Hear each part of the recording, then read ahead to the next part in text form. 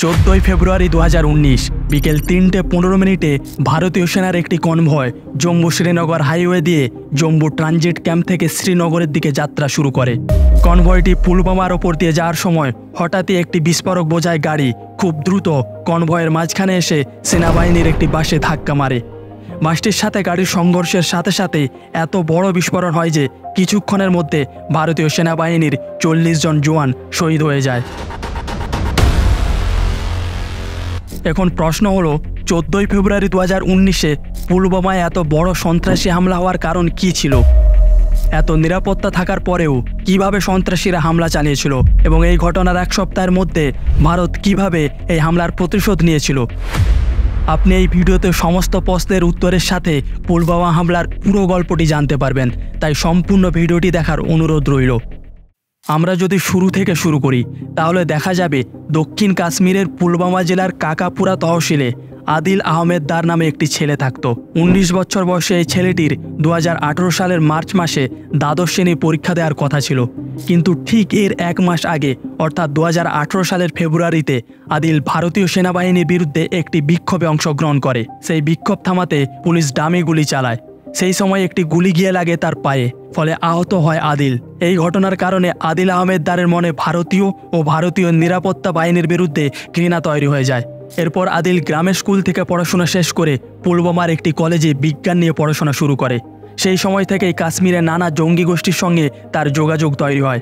ভারতীয় সেনার উপর প্রতিশোধ নেওয়ার ভাবনা থেকে সে জৈশে মোহাম্মদ নামে একটি সন্ত্রাসী সংগঠনে যোগ দেয়। একটা সময় আদিল পুরোপুরি বাড়ি ছেড়ে বেরিয়ে যায়। শেষবার তার বাবা মা আদিলকে একটি সাইকেলে করে বাড়ি থেকে বেরিয়ে যেতে দেখেছিল। আদিলকে জঙ্গি দলে যেতে বহুবার নিষেধ করেছিল তার পরিবার।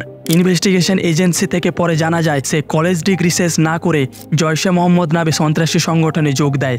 এই আদিলের বাড়ি ছিল পুলওয়ামা বোমা বিস্ফোরণের এক্সাক্ট লোকেশন থেকে 10 কিলোমিটার দূরে। বিস্ফোরণটি লেতপুরা নামক এলাকাতে ঘটে। এই লেতপুরা পুলওয়ামা জেলার অন্তর্গত একটি গ্রাম। এটি হলো জৈশে মোহাম্মদের হেডকোয়ার্টার। এই জৈশে মোহাম্মদের হেডকোয়ার্টারে আদিলের প্রশিক্ষণ 1 বছর ধরে চলে। 1 বছর অর্থাৎ 2018 সালের ফেব্রুয়ারি আদিল যখন বাড়ি ছেড়ে চলে যায়, সেই দিন থেকে 2019 সালের ফেব্রুয়ারির পুলওয়ামা হামলার দিন পর্যন্ত এই 1 বছর ধরে ট্রেনিংয়ের দরকার। কারণ এই 1 বছর ধরে আদিলের মতো ইয়াং ছেলেদের ব্রেন ওয়াশ করা হয় এবং তাদের মনে একটি বিশেষ জিনিস ঢুকিয়ে দেওয়া হয়। এই বিশেষ জিনিসটি হলো তারা যদি তাদের ধর্মের পথে জীবন উৎসর্গ করে তবে তারা স্বর্গ লাভ করবে। শুধু তাই নয়, স্বর্গে তারা সর্বদা ইয়াং সুন্দর সুন্দর স্ত্রীদের সাথে অন্তহীন সুখ উপভোগ করবে। পুলওয়ামা হামলার সূচনা তো এখান থেকেই। প্রথমত ভারতীয় নিরাপত্তা বাহিনীর বিরুদ্ধে আদিলের মনে জমে থাকা ঘৃণা আর প্রতিশোধের ভাবনা, তার উপর প্রতিশোধ নেওয়া হয়ে গেলে এই ধরনের পুরস্কার একেবারে সোনায় সোহাগা। ভারতীয় গোয়েন্দা সংস্থার মতে পুলওয়ামা হামলাটি 9 ফেব্রুয়ারি 2019-এ ঘটানোর প্ল্যান ছিল, কারণ 6 বছর আগে 9 ফেব্রুয়ারি সুপরিচিত কাশ্মীরি সন্ত্রাসী আফজল গুরুকে ভারত সরকার ফাঁসি দিয়েছিল। কিন্তু 9 ফেব্রুয়ারি পুলওয়ামা আক্রমণ দুটি কারণে পিছিয়ে গিয়েছিল। প্রথম কারণটি ছিল যেহেতু 9 ফেব্রুয়ারি আফজল গুরুর ফাঁসির দিন, তাই নিরাপত্তা জোরদার করা হয়েছিল। আর দ্বিতীয় কারণটি ছিল গত 6-7 দিন ধরে প্রবল তুষারপাতের কারণে ভারতীয় সেনার কোনো কনভয়ই মুভমেন্ট করছিল না। শেষমেশ 14 ফেব্রুয়ারি 78টি সিআরপিএফ বাসকে জম্মু থেকে শ্রীনগর যাওয়ার ব্যবস্থা করা হয়। এই 78টি বাসের মধ্যে মোট 2547 জন জওয়ান ছিল। সকাল 3:25 রোল কল করা হয়। রোল কলের অর্থ প্রত্যেক জওয়ানের উপস্থিতি চেক করা। এর ঠিক 5 মিনিট পর 3:30 সিআরপিএফের কনভয় জম্মু ট্রানজিট ক্যাম্প থেকে রওনা দেয়। বাস ছাড়ার সাথে সাথেই জম্মুতে থাকা পাকিস্তানি স্লিপার সেল খবরটি পৌঁছে দেয় জৈশে মোহাম্মদের হেডকোয়ার্টারে। সেখান থেকে পুলওয়ামাতে থাকা জৈশে মোহাম্মদের অফিসে পুঙ্খানুপুঙ্খ পরিকল্পনা করা হয় যে কিভাবে এবং কখন হামলা করা হবে। এদিকে আদিল আহমেদ দার তার প্রস্তুতি শুরু করে। একটি এসইউভি গাড়িতে 200 কেজির বেশি আরডিএক্স এবং অ্যামোনিয়াম নাইট্রেটের মতো মারাত্মক বিস্ফোরক লোড করা শুরু করে। এই বিস্ফোরক পদার্থগুলি গত 6 মাস ধরে অর্থাৎ 2019 সালের সেপ্টেম্বর মাস থেকে জম্মু সাম্বা সেক্টরের আন্তর্জাতিক সীমানা দিয়ে পাকিস্তান থেকে ভারতে নিয়ে আসা হয়েছিল। এর মানে জৈশে মোহাম্মদের হেড মাসুদ আজহার 6 মাস আগেই অর্থাৎ সেপ্টেম্বরে পুলওয়ামা হামলার প্রস্তুতি নিয়েছিল। এদিকে প্রায় 3 ঘন্টা পরে কনভয়টি জম্মু থেকে উধমপুরে পৌঁছায়। তার 3 ঘন্টা পরে এটি রামবন ডিস্ট্রিক্টে পৌঁছায়। এর আরও 3 ঘন্টা পরে কুলগ্রাম হয়ে 2 ঘন্টায় অনন্তনাগ এবং তারপর 1 ঘন্টা পরে এটি পুলওয়ামা সীমান্তে প্রবেশ করে। এইভাবে বিকেল 3:27 এই কনভয় পুলওয়ামার সীমান্তে প্রবেশ করে। সিআরপিএফ কনভয় পুলওয়ামাতে ঢোকার সাথে সাথেই আদিল তার জায়গা ছেড়ে সন্ত্রাসী হামলা চালাতে রওনা দেয়। 10 মিনিট পর অর্থাৎ বিকেল 3:37 আদিল তার গাড়ি নিয়ে একটি সরু গলি থেকে মেন হাইওয়েতে উঠে পড়ে আর ওই সিআরপিএফ কনভয়ের 5 নম্বর বাসে গিয়ে ধাক্কা মারে। সংঘর্ষের সাথে সাথে একটি রিমোট কন্ট্রোলের মাধ্যমে বিস্ফোরক বোঝাই গাড়িটির বিস্ফোরণ ঘটায়।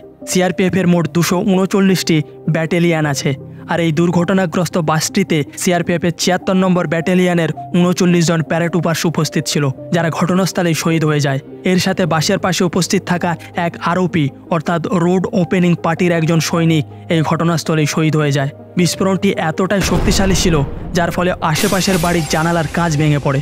বিস্ফোরণের পরে আশেপাশে থাকা অন্য আতঙ্কবাদীরা এলোপাথাড়ি গুলি চালায়, যার কারণে চতুর্থ এবং ষষ্ঠ বাসে বসে থাকা 70 জন সিআরপিএফ জওয়ান আহত হয়েছিল। বিস্ফোরণের পরে সিআরপিএফের বাসার অবস্থা ঠিক এই রকম হয়ে গিয়েছিল। এই ঘটনা দেশকে হতবাক করে দিয়েছিল। টিভির পর্দা এবং সংবাদপত্রে বিস্ফোরণের পর যে ছবি উঠে আসে তা সহ্য করার মতো ছিল না। এদের মধ্যে কেউ কেউ সবেমাত্র বাড়ি থেকে ছুটি কাটিয়ে ডিউটিতে ফিরেছিল। কিছুজন হামলার কয়েক ঘন্টা আগে পরিবারের সাথে ফোনে কথাও বলেছে। ঈশ্বর তাদের আত্মাকে শান্তি দিক। ভারত ওই জওয়ানদের আত্মত্যাগ কখনো বলবে না। এখন আমরা জানবো এই ঘটনার জন্য দায়ী কারা। 2003 সালের আগে একটি নিয়ম ছিল যে যখনই নিরাপত্তা বাহিনীর কনভয় কোনো রাস্তা দিয়ে যাবে সেই সময় পুরো রোড সিল করা হবে। কিন্তু 2003 সালে কিছু লোক নাটক করে যে এতে সাধারণ জনগণের সমস্যা হয়, তাই এই নিয়ম থাকাই উচিত না। ফলে 2003 সালের পরে সাধারণ জনগণকে কনভয়ের সাথে চলার এবং সিআরপিএফের বাসের মধ্যে যাওয়ার অনুমতি দেওয়া হয়। এত বড় মর্মান্তিক ঘটনার দ্বিতীয় ভুলটি একটু মন দিয়ে বোঝার চেষ্টা করুন। যখন কোনো কনভয় মুভমেন্ট করে থাকে তখন সেটি এসওপি অর্থাৎ স্ট্যান্ডার্ড অপারেটিং প্রসিডিওরের মাধ্যমেই করা হয়। এটি আরওপি অর্থাৎ রোড ওপেনিং পার্টি কন্ট্রোল করে থাকে। রোড ওপেনিং পার্টির কাজ হলো যে জায়গা দিয়ে কনভয় মুভমেন্ট হবে তার চারপাশের অবস্থা পুঙ্খানুপুঙ্খভাবে স্ক্যান করা, আইইডি এবং বিস্ফোরক পদার্থের হদিস পেতে এলাকা চেকিং করা। সব কিছু ঠিক থাকলেই কনভয়কে গ্রিন সিগন্যাল দেওয়া। সিআরপিএফের এত বড় কনভয়ে 200 কেজির বেশি বিস্ফোরক নিয়ে পৌঁছাতে পারা এটা চোখে আঙুল দিয়ে দেখিয়ে দিয়েছিল যে এক্ষেত্রে অবশ্যই নিরাপত্তা সংস্থাগুলির গাফিলতি তো ছিলই। এখন তৃতীয় এবং সবচেয়ে বড় ভুল হলো আদিল আহমেদ দারের। তার নিজেকে একটা প্রশ্ন করা উচিত ছিল, আত্মঘাতী বোমা হয়ে জীবন দিয়ে যদি কেউ স্বর্গ লাভ করতে পারে তবে ওই মাসুদ আজহার কেন এখনও এই নরকে পড়ে রয়েছে? কেন সে নিজে স্বর্গে যাচ্ছে না? এই দুর্ঘটনায় সমগ্র ভারত কেঁপে ওঠে। শাহাদাতের প্রতিশোধ নিতে প্রতিটি ভারতীয়র রক্ত ক্ষোভে ফুটে উঠেছিল। সারা দেশে একটাই আওয়াজ ওঠে যে পাকিস্তানকে এই ঘৃণ্য কাজের জন্য শিক্ষা দেওয়া উচিত। ঠিক 12 দিন পরে ভারতীয় বায়ুসেনা পাকিস্তানের খাইবার পাখতুনখাওয়া প্রদেশের বালাকোটে 26শে ফেব্রুয়ারি সার্জিক্যাল স্ট্রাইক করে। বিগত 40 বছর পরে প্রথমবারের মতো ভারত পাকিস্তানের সীমান্তে প্রবেশ করে এবং আতঙ্কবাদীদের 3টি আস্তানাকে ধ্বংস করে দেয়, যাতে 350 জনের বেশি আতঙ্কবাদী নিহত হয়। বালাকোটে সার্জিক্যাল স্ট্রাইকের একদিন পর পাকিস্তানি বিমান বাহিনী পাল্টা জবাব দেওয়ার জন্য কয়েকটি F-16 ভারতীয় আকাশ সীমায় প্রবেশ করে। ফলে ভারতীয় সেনাবাহিনীও এর কড়া জবাব দেয়। তবে এই সময় ভারতের MiG-20 যুদ্ধ বিমান পাকিস্তানের হামলার শিকার হয়। বিমানটি পাকিস্তানে গিয়ে ভেঙে পড়ে। MiG-21 পাইলট অভিনন্দন বর্ধমানকে ধরে নিয়ে যায় পাকিস্তানি সেনারা। পরে অবশ্য যুদ্ধের ভয়ে 58 ঘন্টার মধ্যে পাকিস্তান অভিনন্দনকে ভারতে ফিরিয়ে দিয়েছিল। পুলওয়ামাতে শহীদ হওয়া সাহসী জওয়ানদের শ্রদ্ধা জানিয়ে এখানেই ভিডিওটি শেষ করলাম। ভিডিওটি ভালো লাগলে অবশ্যই চ্যানেলটি সাবস্ক্রাইব করে নেবেন। ভালো থাকবেন সবাই।